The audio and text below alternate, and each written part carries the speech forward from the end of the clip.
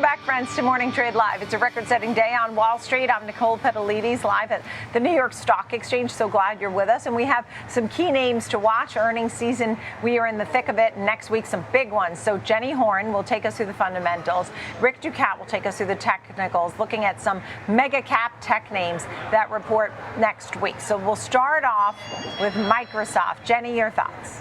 So Microsoft, actually, amazingly so. I know we were talking about them. Of course, we talk about them ad nauseum, but looking at the performance of the Mag 7 stocks on the year, Microsoft does fall into the upper echelon. So it's third behind NVIDIA and Meta Platforms, which has definitely improved its position. It was in the bottom pack to start off the first several quarters of this year. But what to watch for their fourth quarter earnings? Anything on AI. The company's been making a big bet with CapEx, so any green shoots here are definitely helpful. Azure has been strong but capacity constrained, and management has been talking about the capacity issues fading away in previous quarters. So hopefully we've seen that now somewhat resolved. They've been done now 2 rounds of layoffs this year. The first round was skewed to gaming. The second was for reducing management layers. And any specifics on the financial impact also, I think, will be critical, as we did just hear from their CEO that they're defending these layoffs and saying it was necessary to right-size some of their operations. Margins should be fine, but with all the recent CapEx, depreciation will start ramping. And I do think that we'll see if layoffs were really in anticipation of this.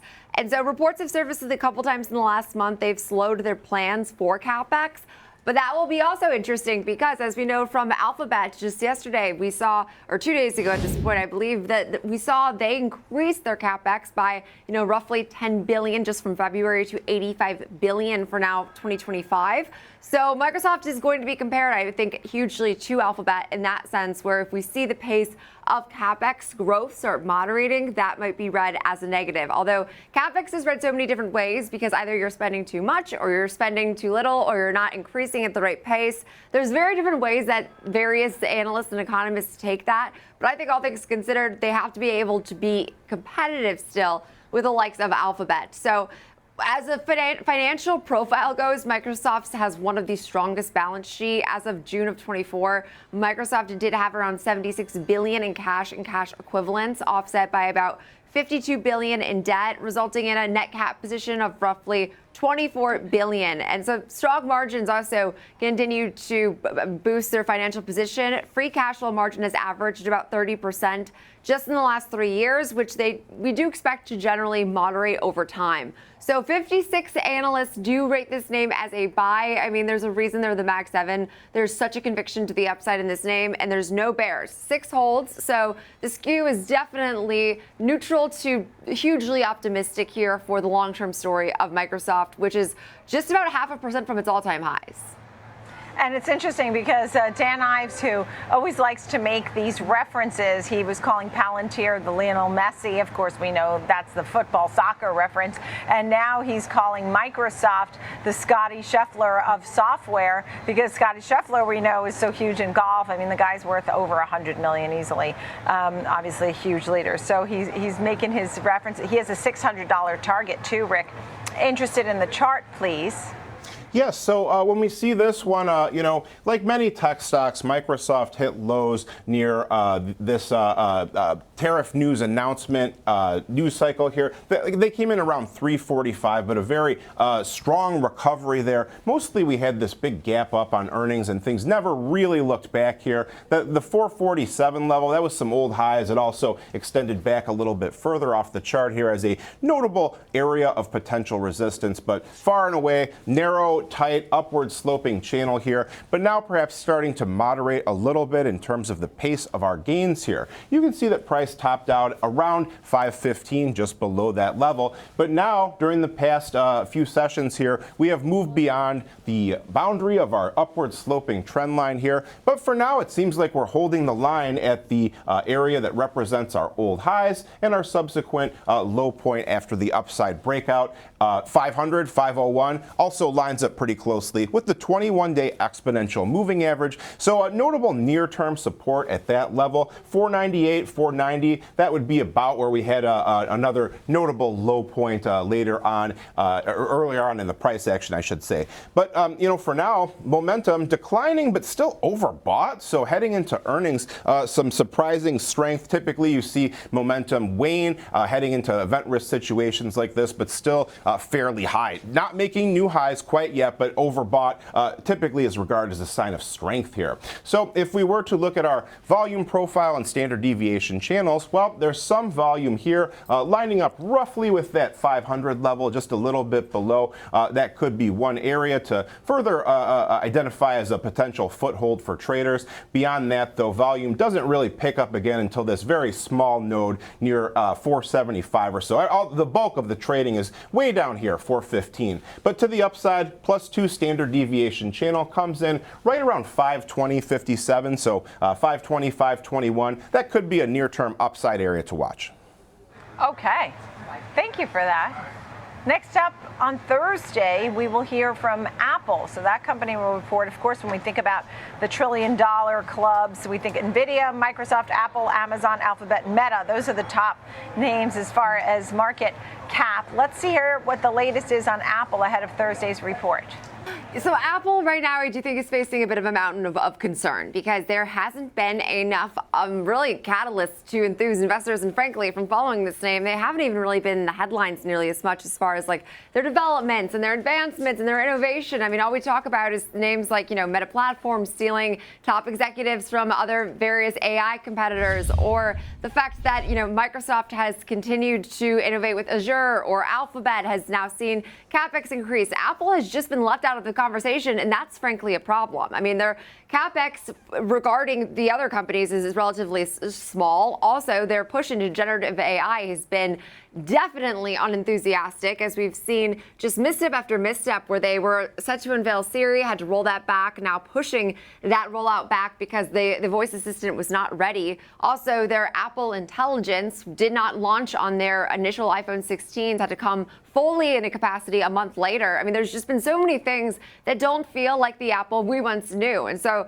for that reason, expectations have definitely moderated. And hey, at least Apple from a valuation standpoint, I mean, historically, it's still expensive, but it's actually come down quite a bit. So it's not as, necessarily maybe I'd say really being scrutinized as much as its valuation has historically.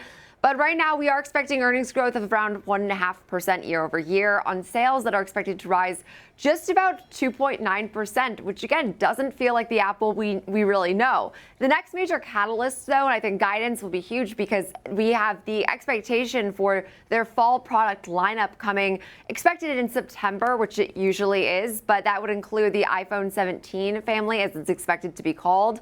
This will be huge because it does follow the rival. Samsung now didn't make a folding screen unveil of their smartphone back in July. Also, we have Alphabet's Google holding an event on August 20th to announce these new Pixel smartphones, as well as earbuds, wireless capabilities, and more. So Apple then, I think, to go third, they have to be able to continue to impress those very loyal Apple enthusiasts with a new suite of products. Also, their services business has been facing some pressure because of some recent court rulings that limited the fees it can charge, as well as a pending decision from a U.S. antitrust case that alleges Apple's lucrative deal with Google made the default search engine on iPhones, and that's been facing obviously some scrutiny from legislators. So all that to be said, we've seen more and more of the sell side pile into a neutral stance. There's still 32 buys and 14 neutrals, so it's not like, we're mostly neutral. We're still mostly bullish from an analyst perspective, but 3 underperforms. And so frankly, this name, as we look at the Mag 7, it is the the second worst performer, but the sixth best performer of the 7. So just slightly edging out Tesla, as the Tesla and Apple are the only two of the group that are now still lower on the year. Trying to recover this month, up 4.5%, but earnings will be definitely a critical test here about what the rest of this year looks like. Right, understood. Look, I mean, you're not wrong. These Apple shareholders have been pretty disappointed when they're seeing the rest of these Mag 7 names take off and break ground, and innovation and all that kinds of stuff. So we'll wait for the 17 and more. Rick, your thoughts on this chart, please. Yeah, that was a great breakdown by Jenny. Anecdotally speaking, I noticed Siri doesn't seem to work as well. She constantly tries to use ChatGPT to answer questions, which I don't really want. And, kind of speaking to what Jenny was saying, the maybe perhaps stagnation, kind of a difficulty in kind of getting people excited with any new products or offerings here, maybe kind of reflected in this chart. We can see that we've seen probably the weakest recovery of any of the major tech names here that I've seen. We had our lows once again in April, but unlike many of its other peers, Apple never really even closed the gap here. You can see we had our gap down here near about 220.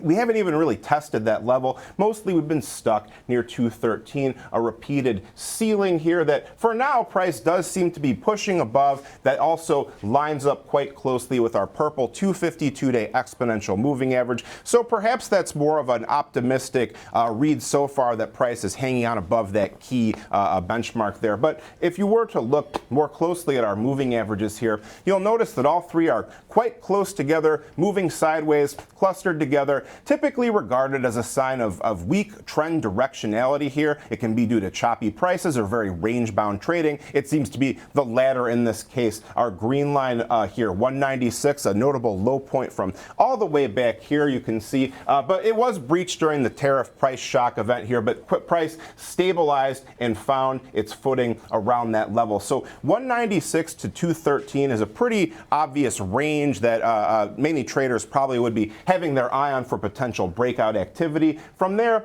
we'd be looking to fill the gap and take out those old highs. So around 220 to 225 to the upside here. We can also see that this level, 225, that's where we start seeing the heavy volume pick up once again here. The point of control comes in around 229 or so. We also have our +1 standard deviation channel in that general range. So around 225 to 230 will be a very important upside area here. More volume right around here near 210 as well as 200. Those points stand out as well.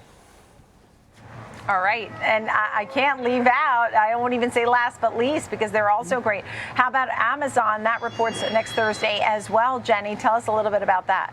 So the story with Amazon is, I will say, it's frankly amazing that there's 73 analysts that cover this name, which is, I mean, even high for Mag 7, but 70 of the 73 have a buy. Then there's 3 holds. There are no bears. I mean, as far as conviction, if you were just going off of what the street is saying, you would say there is a lot to be enthusiastic about going into this print, because more and more so we've just seen more enthusiasm right now from, again, a sell-side perspective. So Amazon has been right now unveiling, I mean, just various ways in which its AI is already being infiltrated into its e-commerce platform. We do know they've also had some layoffs, to be fair, as well as Microsoft, because we're right now seeing some degree of shifts in their cloud computing unit, as layoffs right now, again, are just seen as a way to help, I think, continue their profitability. But the massive shift right now in the overall focus of this company has been more and more on these investments in ramping up like their data center build, as well as, I mean, they've been one of the initial, really, I'd say, tech companies really, that's been focused on nuclear energy and different ways that they can really help power these various facilities. So they play a pretty critical role in so many aspects of the economy. It's easy to forget that they are like one of the largest as far as employees that right now they have under their helm, because of the fact they're a logistics company, they're an e-commerce company. They also, of course, have a massive cloud business, and they really, I mean, just like do everything. They have now a pharmacy business, which I just actually started using, and it's so user friendly. And there's a reason this name, every space it enters, it ends up dominating. So that doesn't necessarily mean, though, that financially it's going to be sound. We do know this company spends a good deal of cash. It actually has some pretty not concerning, but not as lucrative margins on its e-commerce business versus like AWS.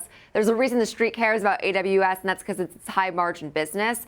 But that is going to have to continue to rise at the extent that the street is expecting, as we're going to see also CapEx probably scrutinized, and the pace of their AWS growth, I think, will also be watched, as well as guidance. And this company has not been tariff proof, as we know that they have some degree of exposure to raising prices. There was a Wall Street Journal article just earlier this week highlighting that if your Amazon orders seem like they're more, it's because they've gotten up in price modestly over about the last 5 months on roughly 1,200 low-cost items. So they are feeling some degree of pricing concerns from that. But their e-commerce business isn't even what the street cares about. The street cares about, I mean, like all things AWS, and I think also like the way in which their logistics company isn't hemorrhaging money. It's just amazing that they can operate in so many worlds and be as successful as they are. But I guess that's the nature of all of these Mag 7s. And Amazon, again, from a sell side perspective, this name is the most loved amongst all of the Mag 7.